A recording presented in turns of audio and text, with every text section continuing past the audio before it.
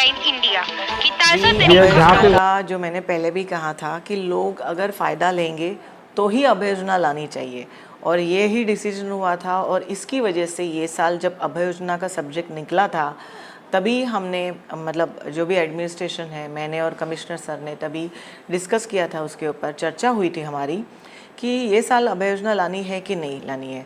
तो सर ने बोला था कि आप ज़रा देख लो कि अभय योजना इसके पहले कभी कभी आई थी और उसका क्या फ़ायदा हुआ है, और लोगों को उसका फ़ायदा हो रहा है कि नहीं हो रहा है। क्योंकि ऐसा नहीं हो कि लोगों को लगे कि भाई अभय योजना is a part of her साल का वो आने वाली है और आती रहेगी। क्योंकि तब क्या होता है, जब आपको लगता है कि ये जैसे कई डिस्काउंट होता है ऑफ़र, तो जैसे दिवाली का डिस्काउंट होता है तो लोगों को लगता है दिवाली का डिस्काउंट है, लेना है कि नहीं लेना। बाद में बोलते हैं नहीं दिवाली जाने तो बाद में क्रिसमस आएगी तो क्रिसमस के डिस्काउंट में ले लेंगे, ख़रीद लेंगे। बाद में लोगों को लगता है कि नहीं क्रिसमस जाने तो 26 जनवरी का तो पक्का डिस्काउंट निकलेगा, नेशनल हॉलीडे है तो तभी ले लेंगे। तो लोग जैसे कभी कभी खर्चे भी अपने पोस्टपोन करते हैं कि भाई इतना ज़रूरी नहीं है, बाद में भर लेंगे, जब भी आगे तो डिस्काउंट आते रहेंगे। तो उसके हिसाब से थोड़ा सा अभय योजना का, क्योंकि गए 7 साल से लगातार चल रही है हमारे यहाँ। और मैं आपको ये भी बताऊँ कि एक एक महीना 2-2 महीने, मतलब 1 मंथ और 2 मंथ्स का इतना बड़ा कालावधि का अभय योजना अब तक लगा हुआ है। लेकिन हमने एनालाइज़ किया कि उतना फ़ायदा लोग नहीं ले रहे, क्योंकि शायद लोगों को लगा हर साल आ रहा है, जैसे हर साल बारिश आती है तो अगले साल भी आएगा। तो एक्चुअली ये रीज़न था कि ये साल हमने अभय योजना का जो भी ठहरा हुआ था वो विखंडन के लिए भेजा था। बाकी इसमें ऐसा कुछ भी नहीं था, या हमें किसी के किसी भी चीज़ का विरोध किसी से भी नहीं करना है। हमें भी पता है कि ये कोरोना कालावधि चल रहा है, लोगों के पास पैसे नहीं है, प्रॉब्लम है।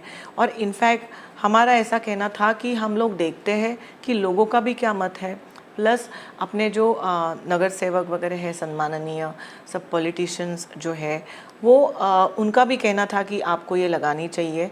और थोड़ा सा माहौल भी ऐसा हुआ था कि अभय योजना आनी ज़रूरी है या आएगी ही। तो उसकी वजह से एंड में हमने वसूली में भी बहुत प्रॉब्लम, बहुत दिक्कतें आई, क्योंकि लोग लिटरली गालियाँ देते थे कि भाई अभय योजना आने वाली है, अगर मैं अभी पैसा भरूँगा और आपने मेरा पेनल्टी भी ले लिया और बाद में अभय योजना आई तो आप पेनल्टी रिफ़ंड करोगे क्या। तो सिचुएशन इतनी ट्रेजिक हो गई थी।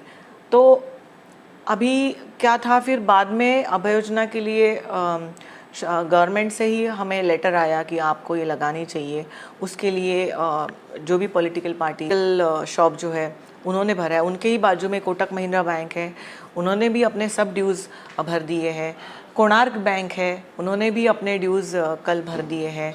तो और ये सब ड्यूज़ जो है ना वो करोड़ों में जाते हैं, लगभग 3.5 से 4 करोड़ जो आए हैं वो ये जो कोर्ट में गए हैं उनसे आए हैं। और मैं आपको ये भी बताऊं कि कोर्ट केस अभी भी जारी है। और एक बात कि जो अभय योजना का अगर आप ऑर्डर देखोगे तो अभय योजना के ऑर्डर में लिखा हुआ है कि जिनको अभय योजना का फ़ायदा लेना है उनको कोर्ट कचहरियाँ वो नहीं कर सकते। अगर कोर्ट में गए हैं, कोर्ट केस पेंडिंग है, तो उनको विड्रॉ करना पड़ेगा। तो मुझे आशा है कि जिन्होंने टैक्स भरा है, जिनकी कोर्ट केसेस पेंडिंग है, उन्होंने ये अभय योजना पूरी पढ़ी होगी और इसीलिए वो आगे आ गए हैं और उन्होंने टैक्स भरा है।